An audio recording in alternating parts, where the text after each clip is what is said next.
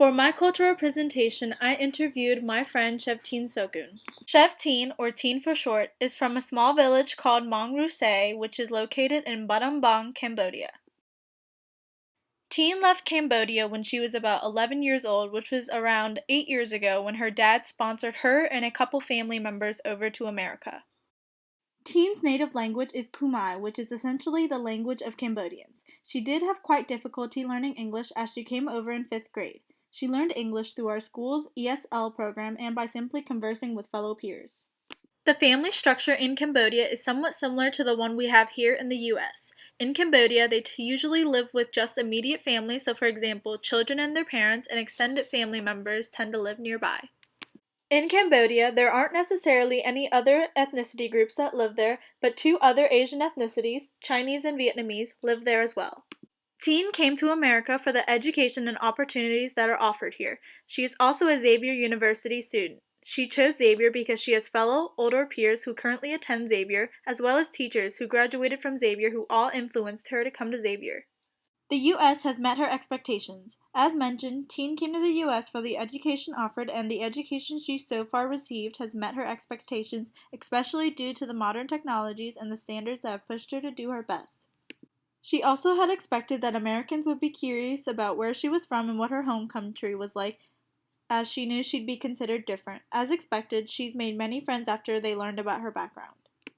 In Cambodia, she always heard of the stereotype where Americans eat out a lot, spend money, and don't save their money. When she came over to the U.S., she realized that there are some who applied to that stereotype and some who didn't. So she learned that stereotypes don't necessarily apply to all. Adapting to the American culture was the hardest because it's so different from Cambodian culture. In America, you address your aunt as aunt, your uncle as uncle, and any adult as Mr., Ms., or Mrs. Also, we don't usually use pronouns to address our siblings or cousins or anyone around our age. In Cambodia, there are pronouns you use for when you're speaking to someone older and younger than you. For older, you address them by bong, and for younger, own. This applies to siblings, cousins, strangers, and basically anyone else that you don't have to address formally. Aunts, uncles, and any other adult that you would address formally are all addressed the same. If they are younger than your parents, females are addressed Ming and males are addressed Pu. Females and males are addressed if they are older than your parents. The easiest thing to adjust to was food available here. Though she missed Cambodian food, she adapted to the American food easily since it's all pretty good and different from the food she would have at home. Of all the things in Cambodia that she misses the holidays. For example, the Water Festival, Khmer New Year, and Chinese New Year.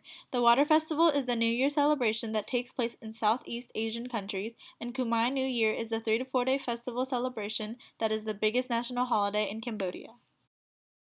The structure of the healthcare system in Cambodia is both public and private.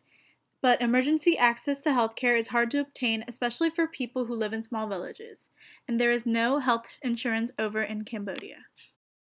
In smaller villages, they typically practice folk or native healing practices. However, in bigger cities, they have access to modern healthcare, so they tend to practice traditional medicine. Tine personally practiced both when she lived over there, despite living in a small village.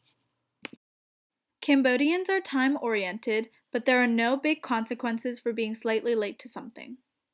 Cambodians aren't as affectionate as Americans typically are. They don't embrace or express their feelings towards one another.